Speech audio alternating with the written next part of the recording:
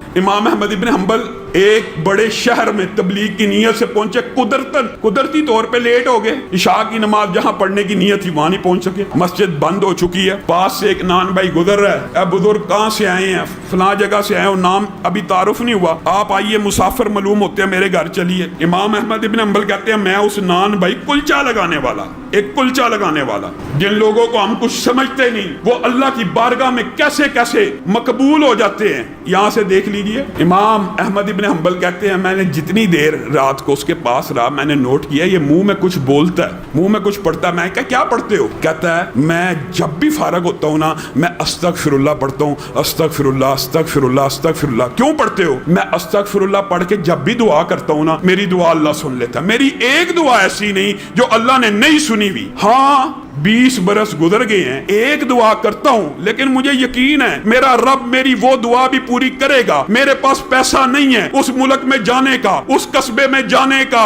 میں اللہ سے دعا کرتا ہوں موت سے پہلے امام احمد ابن حنبل کی زیارت کروا دے۔ امام احمد ابن حنبل رونا شروع ہو گئے، کہا اللہ نے، میں ہی امام احمد ابن حنبل ہوں، میرے کان سے پکڑ کر مجھے تیرے گھر میں پہنچا دی ہے۔ بتائیے انسان اللہ سے مانگ رہا ہے، جب اللہ سے مانگ رہا ہے تو کیا اس کو یہ وہم ہونا چاہیے اللہ نہیں سنے گا؟ یہ وہم دل سے نکالنا ہے، خلوص نیت سے۔ پھر دعا کی قبولیت کے اندر ایک جو بڑا سب سے بڑا فیکٹر ہے وہ یہ بھی ہے کہ انسان جتنا سچ بولنے والا ہوگا اتنی جلدی دعا، انسان کا رزق جتنا پکیزہ ہوگا اتنی جلدی دعا قبول ہوگی۔ اس کی دلیل کیا ہے؟ یہ بھی حدیث سے ثابت۔ نبی کریم صلی اللہ علیہ وسلم نے کہا ایک بندہ خانہ کعبہ کے اندر ہے، مسافر ہے، مسافر کی دعا قبول ہوتی ہے۔ جن لوگوں کی دعائیں قبول ہوتی ہیں نا، یہ بھی بات یاد رکھے، موضوع اصل میں طویل، اپنی بات کو مختصر کرتا ہوں انشاءاللہ، اس کے بعد تراویح پڑھتے ہیں۔ جن لوگوں کی دعا قبول ہوتی ہے ان میں مسافر شامل ہے، ان میں مظلوم شامل ہے، ان میں اللہ کے فضل و کرم سے ہم روزے دار شامل ہیں۔ روزے دار کی پورے دن کی دعا قبول ہوتی ہے۔